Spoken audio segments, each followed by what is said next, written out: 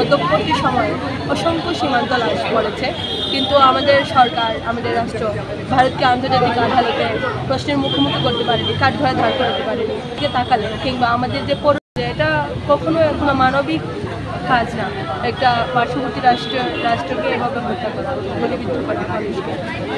আমরা যেহেতু একটি নতুন সরকার পেয়েছি, একটি নতুন দেশের দিকে এগিয়েছি, আমার মনে হয় স্বর্ণা হত্যার দিক থেকে যদি আমরা জোরালোভাবে আওয়াজ করি, আমরা আমাদের নতুন এই সরকারের মধ্যে দিয়ে আন্তর্জাতিক আদালতে ভারতকে কাঠগড়ায় ধার করাতে পারবো তারা কেন এবং এই নির্মমভাবে হত্যা করে। এবং আমরা অবশ্যই এর জবাবদিহিতা তাদের কাছে চাই।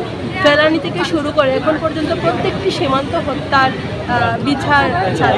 এবং আমাদের আরেকজন শহীদ হচ্ছে আবরার ফাহাদ। সে ভারতীয় আগ্রাসনের বিরুদ্ধে শুধুমাত্র ফেসবুকে লিখেছিল, আমরা দেখতে পেয়েছি তাকে কি নির্মমভাবে পিটিয়ে হত্যা করা হয়েছে। আমি আজকে একই প্রোগ্রাম থেকে আবরার ফাহাদ হত্যার সুষ্ঠু তদন্ত এবং বিচার চাই।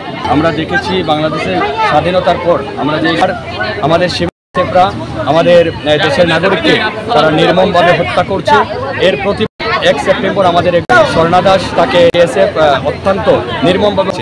আমরা এর যে কোনো পর্যায়ে যে কোনো ধরনের কর্মসূচি দিতে বাধ্য হবে যদি আমাদের সীমান্তে এই সমস্ত হত্যাকাণ্ড বন্ধ না হয়। আমরা এইবার জানাচ্ছি এবং হত্যাকাণ্ড বন্ধের জন্য আমরা জোর দাবি জানাচ্ছি। না হয় যদি দেখি যে ফেরানি খাতুন থেকে শুরু করে স্বর্ণা দাস পর্যন্ত একের পর এক মৃত্যু এবং হত্যাকাণ্ড চলছে, কিন্তু যার কোনো সঠিক বিচার আমরা পাইনি। স্বর্ণা দাস সে কিন্তু খুব ছোট্ট একটা শিশু, যার বয়স মাত্র 13 বছর। সে আমাদের মূল্যবাদী খাতুনের মা, সে বিচারের জন্য মামলা করেছে, কিন্তু ভারতীয় বিএসএফ বাহিনীকে কোনো ধরনের ঘটনাতে যায়, তাহলে 2011 সালে 7 জানুয়ারি ফেরানি খাতুনকে এইভাবে হত্যা করা হয়েছে। সেখানে কিন্তু ফেরানি খাতুনের মা সবার কাছে সাহায্য চেয়েছিল এবং উনি মামলা করেছে, কিন্তু সেই মামলার কোনো সঠিক বিচার হয়নি। সেই বিএসএফ বাহিনীকে আপোষ করা হয়েছে, তারপর সেটি সুপ্রিম কোর্টে মামলাটা এখনো হয়েছে, কিন্তু যার কোনো সঠিক বিচার আমরা আজ পর্যন্ত পাইনি। আমরা যদি একটি মানবতা হিসাবে মানবাধিকার সংস্থা আইন এবং সালিশ কেন্দ্রের হিসাব অনুযায়ী যদি আমরা দেখি, তাহলে 2023 সালে 31 জন সীমান্ত বিএসএফকে গুলিকে হত্যাকাণ্ড করেছে। তারপর 2021 এবং 22 সালে এই সংখ্যা দাঁড়ায় 18 থেকে 23 জন। তারপর যদি আমরা 2009 থেকে 2020 সাল পর্যন্ত দেখি, তাহলে এই 11 বছরে বিএসএফ বাহিনী 522 জনকে হত্যাকাণ্ড করেছে। কিন্তু একজন ভারতের কখনো রাইট না যে তারা আমাদের বাংলাদেশের নাগরিককে হত্যা করবে। এবার কারণের সাথে কোনো অস্ত্র ছিল না বা স্বর্ণা দাসের সাথে কোনো অস্ত্র ছিল না, তাহলে কেন তাদেরকে হত্যা করা হলো?